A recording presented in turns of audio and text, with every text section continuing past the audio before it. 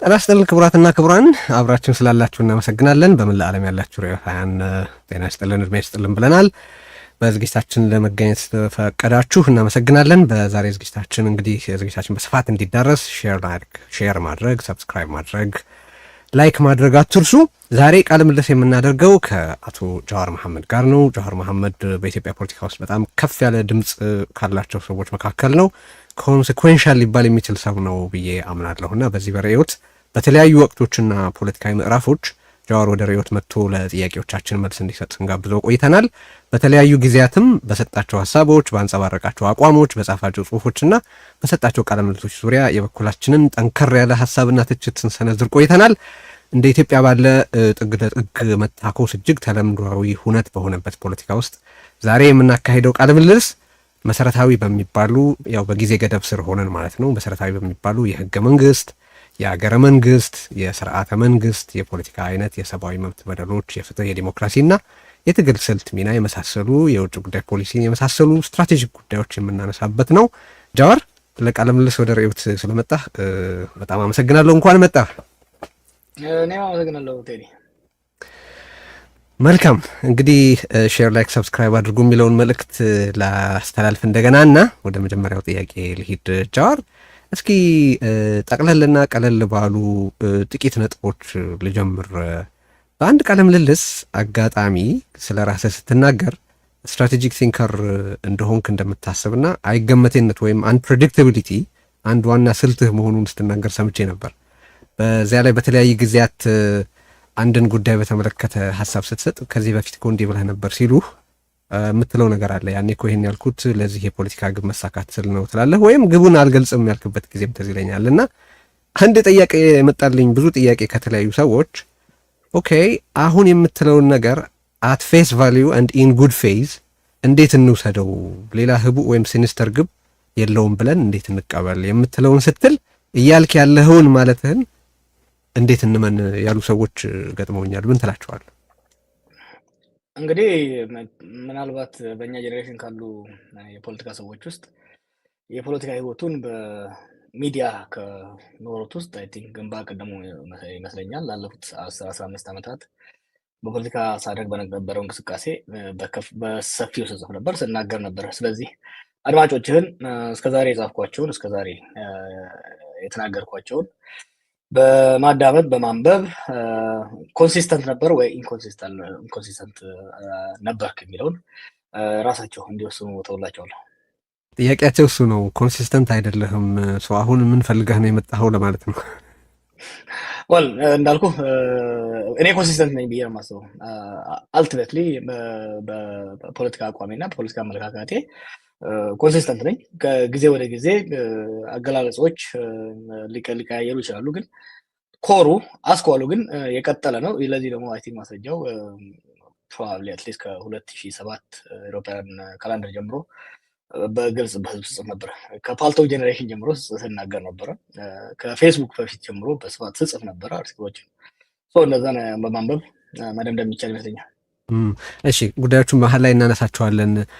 በአንተ እይታ ፖለቲካ ከሞራልና ከመርህ የተፋታ ነው ብለህ ታምናለህ? ግቡን እስካሳካ ድረስ በሞራል አንጻር ሬፕሬሄንስብል ቢሆንም መደረጉ ተገቢ ነው ባይነህ? አንድ ቃለ ምልልስህ ላይ the end justifies the means ብለህ እንደምታመን ስትገልጽ ሰምቼ ስለነበር ነው። ኖ ቲንገን ፕሮፐርሊ አልተጠቀምኩትም እዛኛው ላይ for my life I paid dearly ለፖለቲካ አክቲቪዝም ከፍተኛ ፐርሰናል ሳክሪፋይስ ነው ያወጣሁት። ያ ፐርሰናል ሳክሪፋይስ አልቲሜትሊ ያሰብኩትን አቺቭ ስላደረኩ በግሌ ያወጣሁት መስዋዕትነት መጨረሻው የተሳካ ስለነበረ the process justifies ከሚል ነው። ሞራሊቲ ሴንተር ሞራሊቲ ከሌለህ የህዝብ ትግል ማካሄድ አትችልም። ሞራሊቲ ሴንተር። እሺ አንድ ጥያቄ ላንሳ ወደ ሰፋ በደንብ አይ ቲንክ አነጋጋሪ ናቸው ወደምላቸው ጉዳዮች ከመሄዴ በፊት መጽሐፍ ላይ አየኋቸው አንድ አመፀኛው አባ ያልካቸው አያትህ ናቸው። አንድ እንደ ካራክተር በጣም ፋሲኔት ያደረጉኝ ናቸው። ፈገግም አሰኝቶኛል በተለያየ ሁኔታ የጻፍከው ነገር ስለሳቸው እና አንድ ሀሳብ ጫረብኝ። አንድ ቦታ ላይ ምን ትላለህ? ግብር ክፈሉ ሲባሉ መሬቱን የፈጠረው አላህ ምርቱን ያፈራሁት እኔ መንግስት ምን ቤት ነውና ነው የሚካፈለኝ ማለታቸውን ጽፈዋል። እንደ አመፀኛው አባ ቢሆን ኖሮ ስቴት ብሎ ነገር ይኖር ነበር ወይ? ምን ትላለህ? እንግዲህ አይ ቲንክ ኢንጀስቲስ ጋር ነው የሀገራችን ፖለቲካ፣ በተለይ ዘመናዊ ፖለቲካ ከመሬት ጋር የተያያዘ እንደሆነ ታውቃለህ። በተለይ እኛ አካባቢ የነበረው የገባር ሲስተም በጣም አደገኛ ነበረ። የባሌን እንቅስቃሴ ታውቀዋለህ። ከዚህ አንጻር ይህ ህዝብ ሞደርን ስቴት ከመምጣቷ በፊት እዛ አካባቢ ነበረ። ሞደርን ስቴቱ መታ ታክሴሽን፣ በተለይ ደግሞ ከአቅም በላይ የሆነ ታክሴሽን የምታደርግበት ወቅት ነበረ። ስለዚህ ያን ታክሴሽን እምቢ ማለቱ አይ ቲንክ ናቹራል ሪስፖንስ ነበረው። በተለይ በደቡብ ኢትዮጵያ ላይ የገባር ሲስተሙ በጣም በዝባዥ ነበረ። ይሄንን የዚህ መልስ ነው እና ከዛ አንጻር ነው ለማንሳት የወደድኩት። መልካም እሺ፣ እነዚህን ጠቅለል ያሉ ጉዳዮችን እንለፋቸውና ስለ አገዛዝ ማንነትና ብየና እናንሳ። በመጽሐፍ ገጽ 420 ላይ የብልጽግና አገዛዝ እንዴት መታየት እንዳለበት የሚያብራሩ በጣም ትኩረት ሳቢ አንቀጾች አስፍረሃል እና እዛ ላይ ምን ብለሃል? አንደኛ የአገዛዙ በሚፈጽማቸው ግፎች ምክንያት በመሸማቀቅ የአብይን ጨምሮ በዙሪያ ያሉ ባለስልጣናትን ኦሮሞነት መካድ እንደማያስፈልግ ትጠቅሳለህ እና እንደውም እዛ ላይ የምትሰጠው ምክንያት አይ ቲንክ ኩዶስ መባል ያለበት ይመስለኛል። ምንድነው የምትለው እዛ ላይ?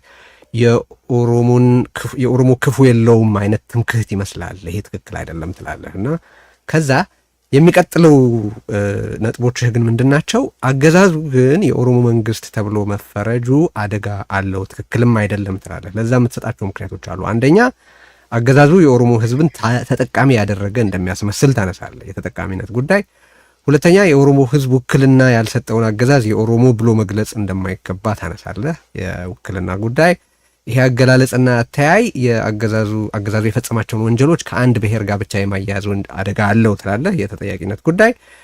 ይሄ አገላለጽ የሌሎች ብሔሮች ልሂቃን በአገዛዙ ውስጥ ያላቸውን ተሳትፎ መካድ ይሆናል ትላለህ፣ ይሄ አሳታፊነት ጉዳይ። አሁን እነዚህን የተጠቃሚነት፣ የውክልና፣ የአሳታፊነትና የተጠያቂነትን ጉዳይ ሰበዞች እንያዝና በዚህ መሰረት አንተ ከዓመታት በፊት ባጋራሃቸው መልእክቶች እዚህ መጽሐፍህም ላይ በልዩ ልዩ ጊዜያት በሰጣቸው ቃለ ምልልሶችም ላይ አብይ ከመምጣቱ በፊት የነበረውን መንግስት የትግሬ ዘረኛ አገዛዝ ቡድን ብለህ ስትገልጸው ነበር። የሚያሰማራውንም ጦር አጋዚ ጦር ትለው ነበር።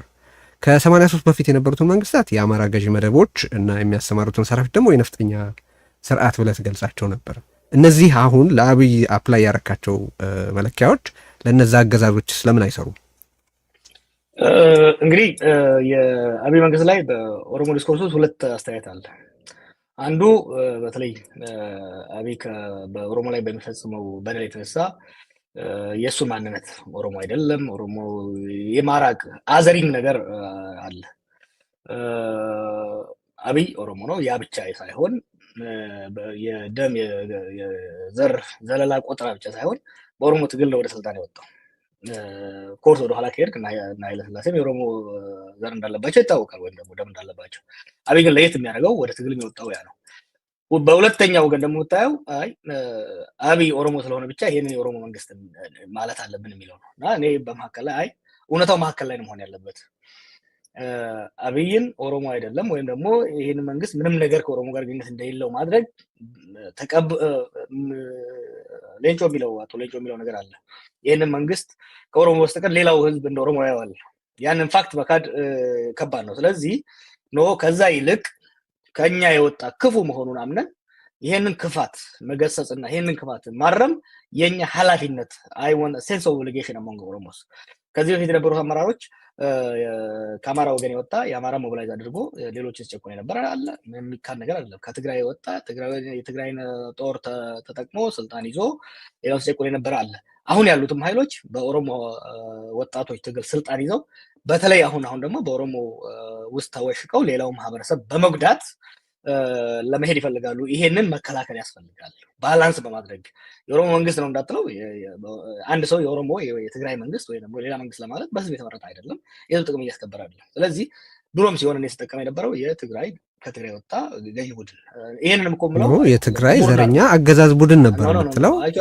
ዘረኛ አገዛዝ፣ ዘረኛ የሚለውን ቃል አልጠቀምም። ተጠቅመሃል ጀዋር ፖስትህ ላይ ኢንፋክት ያኔ የሀጎስና ቶላን ጉዳይ በጻፍክበት ወቅት ተቃውሞ ሲመጣ እደግመዋለሁ እንደሁም አሁን ያለው ሁኔታ የትግራይ ዘረኛ አገዛዝ ቡድን ያለው ይሄንን እኔን ከማሳመናችሁ በፊት መጀመሪያ ህሊናችሁን አሳምኑ ብለህ ጽፈሃል። ቃሉን ያልኩህ የህወሓት የትግራይ በላይነትን ያቀነቅን ነበረ። አይ ቲንክ የአብይን ክፋት አብይ በኢትዮጵያና በሌላው ህዝብ ላይ ባደረገውን ክፋት ተጠቅሞ ህወሓት በህዝባችን ላይ ሲያደርግ የነበረውን በደል ለመካድ መሞከር አደጋ አለው። ኖ በደሉ መካድ ጋር አይደለም፣ ካራክተራይዜሽን ጋር ነን። አሁን እኮ ያው ነው አሁን ጥያቄው እኮ የሚሆነው ጀዋር አንተ የአብይ መንግስት የኦሮሞ መንግስት እንዳይባል ያቀረብካቸውን ምክንያቶች በሙሉ ከአብይ በፊት በነበሩት መንግስታት ላይ አፕላይ ማድረግ ለምን አይቻልም የሚለው ነው ጥያቄ። ይቻላል፣ አፕላይም ሳደርግ ነበረ። ህወሓትን ደጋግሜ የትግራይ ገዢ ቡድን እያልኩ ነበር። ከትግራይ የወጣ ገዢ ቡድን ደጋግሜ ስናገር ስጽፍ የነበረውን ካየው የትግራይ ገዢ ቡድን ኢንፋክት ደጋግሜ በተለይ በትግሉ ጊዜ ስለነበረው እነዚህ የትግራይን ህዝብ ደሞች ወደፊት ሄደህ አይተው እንደሆነ ረጅም አርቲክል አለ። ትግራይ ናሽናሊዝም ፍሮም ዌፐን ኦፍ ሬዚስታንስ ቱ ዌፐን ኦፍ ሪፕሬሽን የሚል በዛ አይነት ታይትል የጻፍኩት አለ። ትልቁ ስትራቴጂ መሆን ያለበት ህወሓት በትግራይ ህዝብ ውስጥ እንዳይወሸቅ ትግራይ 2012 መለስ እያለ ማለት ትግራይ ህወሓትን ከትግራይ መነጠል አስፈላጊ እንደሆነ የጻፍኩበት ነው። ይህንን በዚህ ነው እንዳውም የምታወቀው ነው ጀዋር። ኢንፋክት ስምህ ሲጠቀስ እኔ በኋላ አነሳዋለሁ ብዬ ነበር የማስበው፣ ግን በዋነኝነት በትግራይ ህዝብ ላይ የጄኖሳይድ ትርክት እንዲሰራ ከረዱ ሰዎች ዋነኛው ነው ተብሎ ነው የምትጠቀሰው። አይ ቲንክ በተወሰነ መንገድ እጋራዋለሁ እኔ እሱን አስተያየት። ምክንያቱም የሀጎስና ቶላን ተረክ ካነሳ ሀጎስ ህወሓት ብቻ አይደለም የሚያወራው። ሀጎሶች ሁሉ ህወሓት አይደሉም። መቼስ ይሄን ፕሪዚም ታደርጋለህ ብዬ አልገምትም። ሀጎስና ቶላ ብለህ ከገለጽክ ስለ ፓርቲ እያወራህ አልነበረም። ፕላስ ያልከው የትግራይ ዘረኛ አገዛዝ ቡድን ስትል ህብረተሰቡን በጅምላ እያሰየጠንክ አልነበረም ወይ? ጀስት ቱ ሜክ ኢት ክሊር ነው። የትግራይ ዘረኛ አገዛዝ ቡድን የሚል አልተጠቅሜ አላውቅም። ይሄንን አንተ ታቀርበዋለህ። ኖ እሺ፣ ለዜና ልክላት ትችላለህ። እሺ ጠየቁ እኮ ለምሳሌ ዋናው አናሊሲስ በዚህ ላይ በጻፍኩ ፔፐር ውስጥ ሄደህ ማየት ትችላለህ። የህወሓትን ከትግራይ መነጠል ትልቅ አደጋ አለው። ኢንፋክት ሌላው ደግሞ አቮይዲንግ ሲሪያ የሚል የጻፍኩት አርቲክል አለ። ትልቁ ፒትፎል የሚመጣው የትግራይን ህዝብንና ህወሓትን አንድ ላይ ለመጨፍለቅ የሚሞከር ከሆነ አደጋ አለው። ለትግራይና ህዝብ ብቻ ሳይሆን ለተቀረው ኢትዮጵያ አደጋ አለው የሚል ነው። እንዲህ አይነት ትችቶች ይነሱ ያለው እኔ በመራሁት በወጣቶች ትግል ውስጥ ሁሉ ሲደረግ አንድ ሰው ትግራይ ውስጥ የኦሮሚያ ውስጥ አልተጎዳም። የትግራይ ተወላጅ ነው። እሱም ስተት ነው።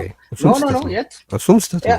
የተጎዱ ሰዎች አሉ። ግን ባይሆን እኔ አንተ እንደውም ክሬዲት ማግኘት ካለብህ በዚህ ጉዳይ አንተ ጣልቃ ገብተህ የቀሩ ውድመቶች እንዳሉ አውቃለሁ። ለምሳሌ just to your credit ይሄ የሚነግርህ ግን ጥቃት እንደነበረ ነው። በአንተ በግል በሰማህበት ጊዜ ነው ይሄ መደረግ የለበትም ብለህ ጣልቃ የገባህባቸው ጉዳዮች አሉ። እሱን መካድ ትክክል አይደለም። በአንጻሩ ግን በአደባባይ ያራመድከው ነገር እኔ አሁን ምልህ ለዜና ልክላትና ስክሪንሾቱን ብታሳይልኝ ደስ ይለኛል። ልክላታለሁ። እጄ ላይ ያለ ሊንኩ ትክክል አይደለም። ኢንፋክት ዘረኛ አገዛዝ ነው፣ የትግሬ ዘረኛ አገዛዝ ነው። ዘረኝነትም ስልጣን ላይ ያለ ብቻ የሚሆነው ነው ብለህ ነው የጻፍከው። ብታስታውሰው ምናልባት ቴዲ፣ እኔ ቅድም እንዳልኩ ህይወቴን በሙሉ በሚዲያ እየኖርኩ በተለይ ደግሞ ያኔ በምናደርገው ፕሮሰስ 4 ዓመት ከፍተኛ ደም አፋሳሽ የሆነ ትግል ስናካሂድ ማአት ትግራይ ነው ኦሮሚያ ውስጥ ያለው፣ ማአት የትግራይ ተወላጅ ነው ኦሮሚያ ውስጥ ያለው። እንደሚባለው እኛ ጸረ ትግራይ አቋም ቢኖረንና ጸረ ትግራይ ፕሮፓጋንዳ ብናዛ ኖሮ ከፍተኛ ጉዳት ይደርስ ነበር። አልደረሰም። ኦኬ፣ ያንን ደግሞ ከሌላ ቦታ ኮምፔር አድርገው። ያ ብቻ አይደለም፣ ለውጡ ከመጣ በኋላ ቲንግስ ዌንት ቱ ኖርማል። የትግራይ ተወላጆች ኦሮሚያ ውስጥ በነፃ በሰላም ይኖራሉ ዛሬም። ኦኬ፣ ወለጋ ውስጥ፣ አርሲ ውስጥ፣ ሐረርጌ ውስጥ በሰላም ይኖራሉ። ታዲያ ያ አንተ የምትለው ፕሮፓጋንዳ ያን አንተ የምትለው ጸረ ትግራይ አቋም ብናራምን ኖሮ የት ነበር የሚደርሰው? እኔ እሱን የኦሮሞ ህዝብ ቸርነት አድርጌ እወስደዋለሁ። ግን ወደ ካራክተራይዜሽኑ እንመለስ ጀዋር። ቅድም ያነሳዋትን ለመዝጋት ያክል ወደ ሌላ ጉዳይ እንድንሄድ አሁን ቅድም የዘረዘርናቸው ነገሮች በነዛ አገዛዞች ላይ የሚሰሩ ከሆነ ዘን እነዛን አገዛዞች የትግራይ ገዥ ቡድን ወይም የአማራ ገዥ መደብ መንግስታት ማለት ትክክል አልነበረም ማለት ነው። ኦር አሁን የአብይ አህመድ መንግስት የኦሮሞ ገዥ ቡድን ነው መባሉ ትክክል ነው ማለት ከሁለት አንዱ መሆን ያለበት ይመስለኛል። እሱ የአብይ አገዛዝ ወይ የብልጽግና አገዛዝ የኦሮሞ ገዢ ቡድን ነው ብለህ ታምናለህ? ቴዲ፣ ወደዛማ ከሄድን እኮ አብይ አህመድ እኮ የህወሓት ልጅ ነው፣ የኦሮሞ ልጅ አይደለም። ከኦህዴድ በእናንተ ምርጫ ነው ወደ ስልጣን አይደለም። ከከፈትከው ሊሄድ እዛ መሄድ አልፈለኩም። ኦህዴዶች እያንዳንዳቸው ከየሰፈራቸው መልምሎ ከኦሮሞ ውስጥ ክፉዎቹን፣ ሰነፎቹን፣ መጥፎዎቹን መልምሎ ኦነግን ገፍቶ በኦሮሞ ህዝብ ላይ የጫለው ህወሓት ነው። አንድ በል። ሁለተኛ ድርድር በምናገርበት በትግል ውስጥ ከኦህዴድ ውጪ ሌላ እንዳይመጣ የወሰነው ህወሓት ነው ሲከራከር የነበረው። ኖ ጀዋር ይቅርታ፣ እዚህ ጋር ቆይ መጽሐፍህ ላይ ራስህ የጻፍከው ነገር አለ። ምን ብለሃል? አዲስ የፖለቲካ ፓርቲ እንዲመሰረት ከአባዱላ ሀሳብ ቀርቦ ያንን ሀሳብ ለሌሎች ሰዎች ሳቀርብ በቄሮዎችም ሆነ በሌሎች የፖለቲካ ተዋንያን ዘንድ ፈጽሞ ተቀባይነት አላገኘም ብለህ ጽፈሃል። ሜቢ ህወሓት ከኦህዴድ ውጪ መሆን የለበትም ብሎ ሊሆን ይችላል። አንተ መጽሐፍህ ላይ የጻፍከው ግን እኔ ያቀረብኩት ሀሳብ በኦሮሞ ውስጥ በነበሩ ሰዎች ተቀባይነት አላገኘም ብለህ ነው። እሱ እንዴት ታስፈርቀው? ሁለቱንም ጽፌዋለሁ፣ አንብበህ ከሆነ አንደኛ በእኛ ሳይድም ፍላጎት አልነበረም። ከህወሓቶች ሳይድ ደግሞ መጀመሪያ ስልጣን የማሳለፍ ፍላጎት አልነበራቸውም። ቀጥሎ ግን የምናሳልፍ ከሆነ ይሄ እኮ በቀጥታ ሲሉ የምናሳልፍ ከሆነ ከኢህአዴግ አባላቶች ከኦህዴድ ውስጥ መሆን አለበት የሚል አቋም ነበራቸው። ለምን መሰለ? ያሳደጉት ውሻ ይነክሳል ብሎ አላሰቡም። አብይ ብቻ ለምንድን ነው የህወሓት ልጅ የሚሆነው? ለማን አንተ በህወሓት ዘንድ ተቀባይነት ከማግኘቱ በፊት የትግሉ መሪ እንዲሆን በሚዲያ ስራ ሰርተናል ብለህ ጽፈሃል። ለማም የህወሓት ልጅ መሆን አለበት በዛ መሰረት እኮ። ምን ጥያቄ አለው? ለማም አባዱላም ወርቅነህም ሁሉም እኮ ያን የተቀበላችኋቸው ግን ስልጣን ወደ ኦሮሞ እንዲመለስ ተስማምታችሁ የእናንተ መሪዎች ናችሁ ብላችሁ ተቀብላችሁ ፖለቲካል ተቀባይነት እንዲያገኙ የሰራችሁባቸውን ሰዎች ክፋታቸው ጋር ሲደርስ ወደ ህወሓት ልትወረውሯቸው አትችሉም ልልህ ነው። እነዚህ ሰዎች አንተ ስላልከው አሁን የኦሮሞ መንግስት አልከው አይደለም? እነዚህ ሰዎች ግን መልምሎ ኖ እኔ አላልኩም። ባይዘው ይቀጥታቸው አንተ ትላለህ ወይ ነው የኔ ጥያቄ። አይደለ ጸረ ኦሮሞ የሆኑትን በተለይ ደግሞ ለኦሮሞ እድሜያቸውን ኦሮሞን እንዲጎዱ ኦህዴድ እኮ የተመሰረተው በመጨረሻ ገልብጥ ነው የትግል አካል አደረግነው እንጂ ግማሹን በከፊል ኦሮሞን እንዲጨቁር ኦሮሞን እንዲበዘብዝ የተቋቋመ ድርጅት ነበረ። ይሄን ደግሞ ያቋቋመው ኦነግ አይደለም። ይሄን ያቋቋመው ደግሞ የኦሮሞ ብሔረተኛ አመራር አይደለም።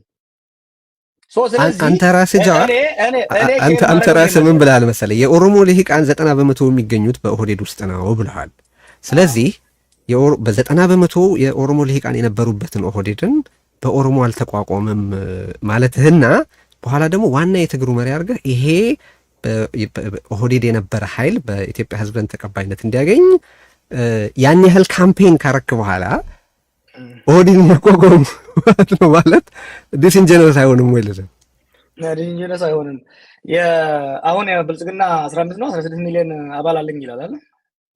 ይሄ ሁሉ የአብይ ደጋፊ ነው እንዴ? ይሄ የአብይ ስርዓት ነው እንዴ? የኢትዮጵያ ቢሮክራት በሙሉ ተገዶ ነው ስርዓት ውስጥ ያለው። የኦሮሞ ሊቅ ምምልህ የኦሮሞ ቢሮክራት ወዶ ሆኖ ተገዶ በኦህዴድ ውስጥ ነው ያለው። ይሄን ሁሉ እንደ ጠላት መፈረጅ ትግሉን መጉዳት ነው የሚል ነው ጽሁፉ። እሺ አንድ የመጨረሻ ጥያቄ አሁንም ያልመለስክልኝ የአብይ አገዛዝ የኦሮሞ ገዢ ቡድን ነው ወይስ አይደለም የሚለው ነው። የአብይ አገዛዝ ፐርሰናሊስቲክ ዲክቴተርሺፕ የፓርቲም አይደለም። ፓርቲም የለም እኮ ብያለሁ አይደል እንዴ? ፓርቲም የለም። የአብይ አገዛዝ ነው። ይሄ ፐርሰናሊስቲክ ልዩነት አለው። ኢትስ ፐርሰናሊስቲክ ዲክቴተርሺፕ። ዛሬ እኮ ብልጽግና ፓርቲ እንደ ስም ይነሳ እንጂ ያኔ እኮ ህወሓት ኢህአዴግ እያልን ነበር አይደል የምንናገረው። ዛሬ እኮ አብይ ብልጽግና ማለት እንኳን አትችልም። እሱ ዋን ማን ሾው። አብይ አሁን በአሁኑ ወቅት በመንግስት ውስጥ ያለው ስልጣን መለስ ዜናዊ አልነበረውም ትላለህ? ኃይለ ሥላሴ አልነበራቸውም ትላለህ? የላቸውም ብለህ እንደተናገርክ በአንድ ቦታ አይቻሉ። ግን ሪስፖንሲብሊ ተጠቅመውበታል ልትል ካልሆነ በስተቀር መለስ ዜናዊም ሆነ መንግስቱ ኃይለማርያም ወይም ቀዳማዊ ኃይለ ሥላሴ በአብይ ልክ ስልጣን አልነበራቸውም ብለህ እንዴት ልትክድ ትችላለህ? ኮንሰንትሬሽን ኦፍ ፓወር ነው እያወራ ያለው። ያ ፓወሩ ኮንሰንትሬት ኃይለ ሥላሴ ራሱ ስዩም እግዚአብሔር ይባላል አይደል? በዛ ጊዜ ክራውን ካውንስል ነበረው። በዛ ጊዜ ኮንሰልቴሽን ነበረው። የመለስማ ለየት ያለ እኮ ነው። ብልጽግናም ሸንጎ አለው።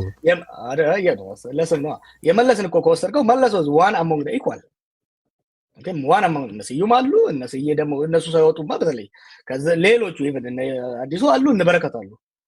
ዛሬ እንደዛ አይነት ነገር የለም። መጽሐፍህ ላይ ምን ብለሃል መሰለህ ጃዋር?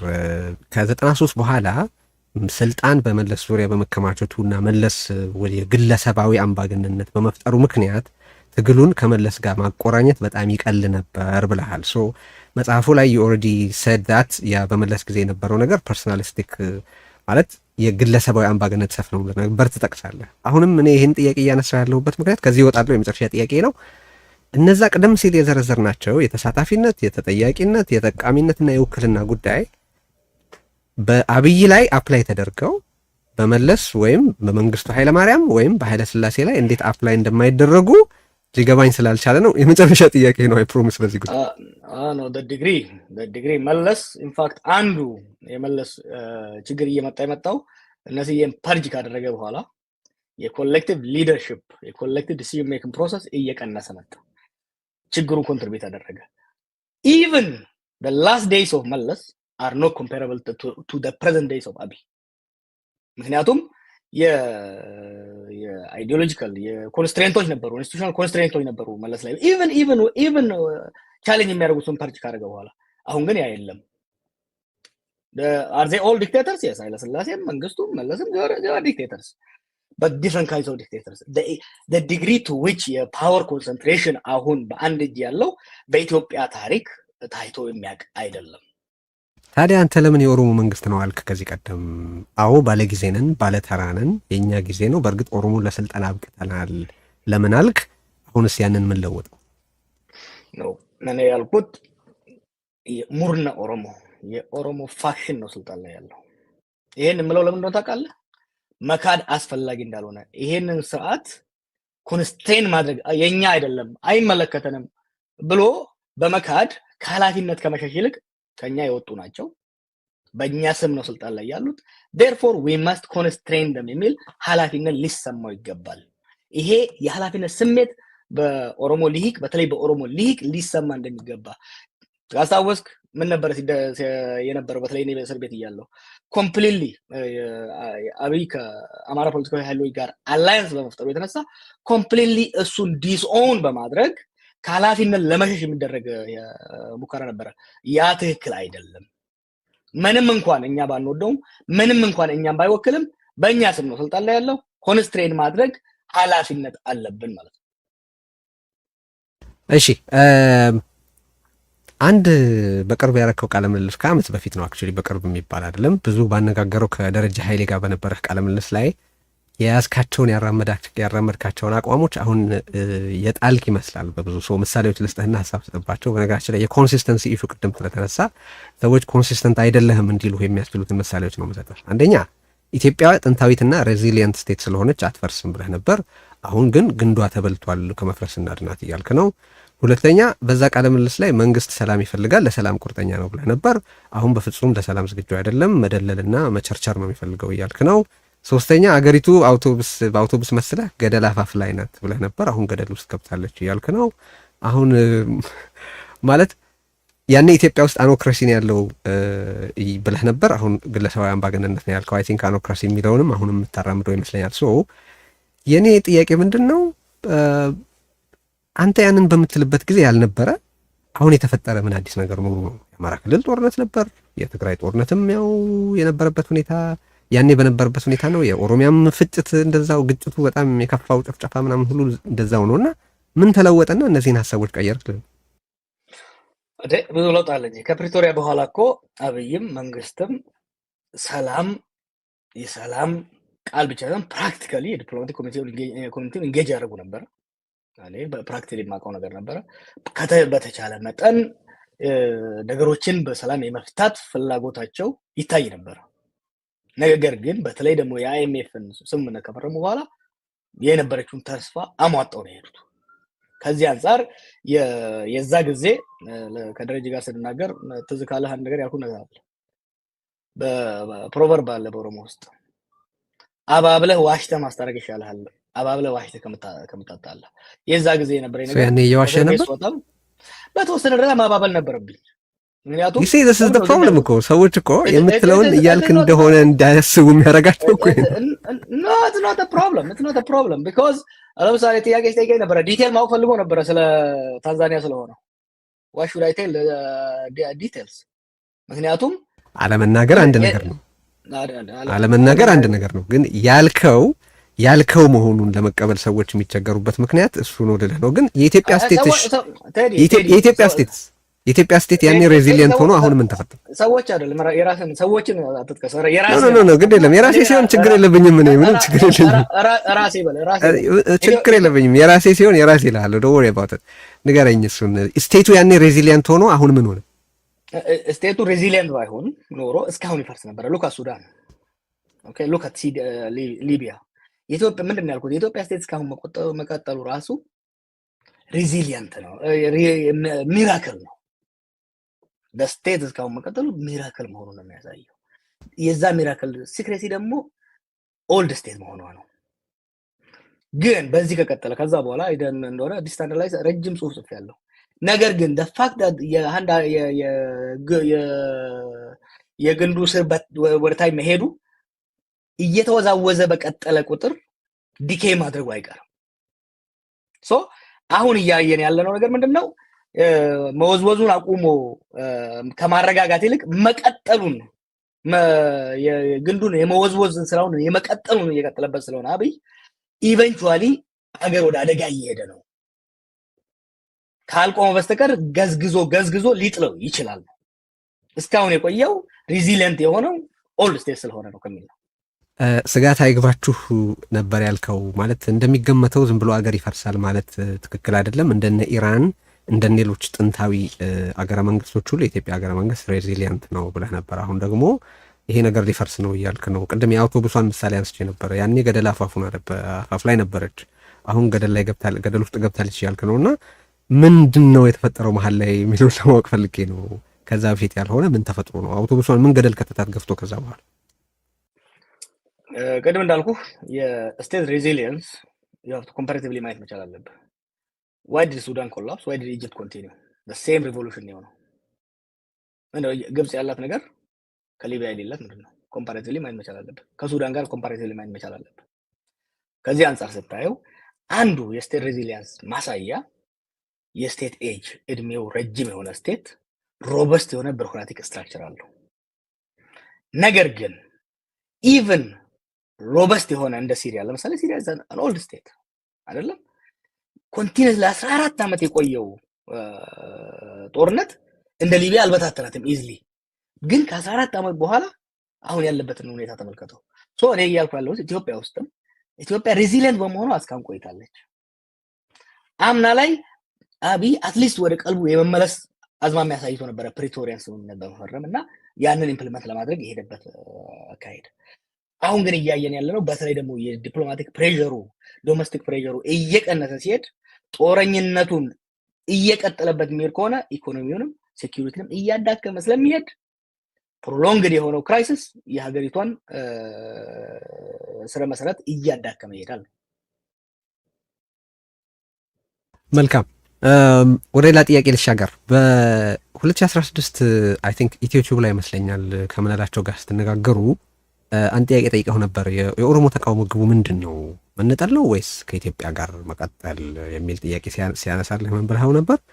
ኦሮሞ ሁለቱም ያዋጣዋል፣ አገር ሆኖ መነጠልም ከኢትዮጵያ ጋር መቀጠልም ምርጫው ነው ብለህ ነበር። ሶ አሁን ደግሞ አንደኛ አገረ መንግስቱ ይዳን እያልክ ነው፣ ሁለተኛ አገረ መንግስቱ ከፈረሰ ከዚያ የሚተርፍም የሚያተርፍም ማንም አይኖርም እያልክ ነው። ሶ ጥያቄ ምንድን ነው?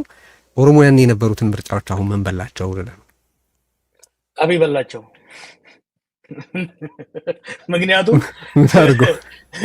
ምክንያቱም ባለፈው ከደረጃው ከያስቤድ ጋር ስናወራ እኔ ስታሰር የነበረችው አንተ 2016 ነው ወደ ኋላ እየሄድክ ያለው።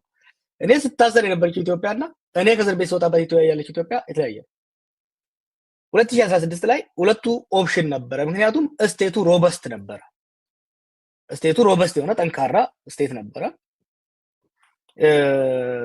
የስቴቱ ኮንትሮል ኦቨር ሚንስ ኦፍ ቫዮለንስ ሊሚትድ ነበረ። ለምሳሌ 1991 ላይ ኤርትራ ስትገነጠል ኢትዮጵያ መቀጠል ቻለች። ካን ዩ ኢማጂን አሁን ባለው ሁኔታ አንድ በተለይ ደግሞ እንደ ኦሮሚያ ያለ እንደ አማራ ያለ ሴንተር ላይ ጂኦግራፊካሊ ፖለቲካሊ ሶሻሊ ሴንተር የሆነ ክልል እገነጣላለሁ ብሎ የሚሄድ ከሆነ ችግር አለው። እነሱ ብቻ ሳይሆን አሁን ባለው ሁኔታ ስቴቱ የተፈረካከሰ ስለሆነ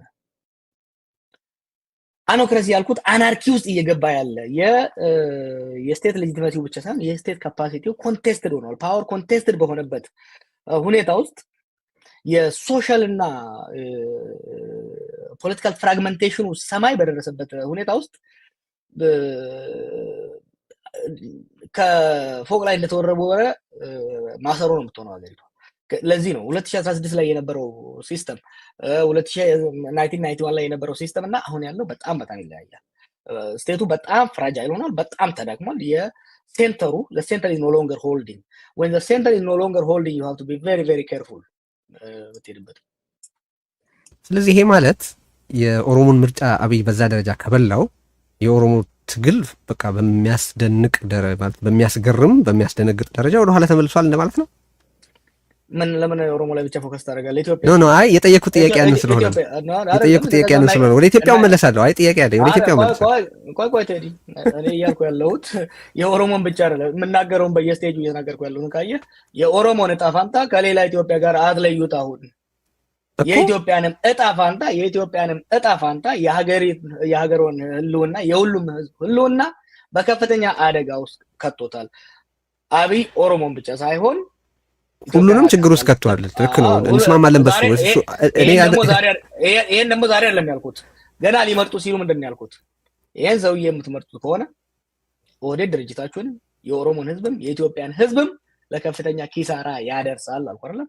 ዛሬ ያየነው የኢትዮጵያ ስቴትን በተመለከተ በኢትዮጵያ ውስጥ የሚካሄደው ፖለቲካ የሀገሪቱን መበታተን ያመጣል የሚሉ ድምጾች በኢትዮጵያ በጣም ተደጋግመው የሚሰሙ ናቸው።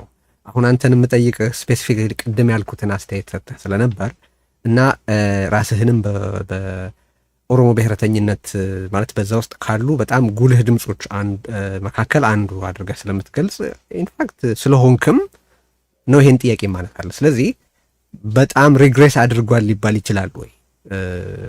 ወደ ኋላ ተመልሷል ሊባል ይችላል ወይ? ምን ጥያቄ አለው? ደጋግሜ እንደተናገርኩት እኮ ለዚህ እኮ ነው የኦሮሞ መንግስት የሚለውን ነገር ኮንቴስት የሚደረገው። የኦሮሞ ህዝብ ዛሬ የገባበትን መከራ፣ ዛሬ ያለበትን ግድያ፣ ዛሬ ያለበትን የሰላም እጦት፣ የፍትህ እጦት። ድሮ እኮ ለፍትህ ለእኩልነት የታገለው ዛሬ እኮ የህልውና ጥያቄ ውስጥ ነው የገባው። ይሄ ደግሞ ለኦሮሞ ብቻ አይደለም፣ ሀገሪቷ በሙሉ ከፍተኛ ችግር ውስጥ ገብታለች ነው። እሱ ምንም የኦሮሞም ህዝብ የሀገሪቱም ህዝብ በከፍተኛ ሰቆቃ ውስጥ መኖሩ ምንም ክርክር ያለበትም ጉዳይ አይመስለኝም። አሁን ካንተ ጋር ስለምናወራ ነው ይሄን ጥያቄ የማነሳው። ግን እንደዚህ ከሆነ አምሹር መጽሐፍህን በስፋት እንደሚናገረው የታገላችሁት የኦሮሞ ህዝብ የበለጠ መብት እንዲያገኝ የእኩልነት የፍትህ ጥያቄ እንዲረጋገጥለት መሆኑን ጽፈሃል፣ ተናግረሃል በተለያየ ጊዜ። አሁን ያ ትግል ወደኋላ ተመልሷል። መጽሐፍህ ላይ በስፋት እንደምትጠቅሰው ኢቭን ፌዴራሊዝሙ አደጋ ላይ ወድቋል ትላለህ። የዲሞክራሲ ጥያቄው አልተመለሰም። የዋስትና አላገኘም። ውሎ መግባት ዘርቶ መቃም አልቻለም። በሰላም ውሎ ማደር እየቻለ አይደለም። ስትራቴጂ ነደፍኩለት፣ ተመራምሬ ብዙ አይነት አስተዋጽኦ አደረግኩበት የምትለው ትግል በዚህ ደረጃ የኦሮሞን ህዝብ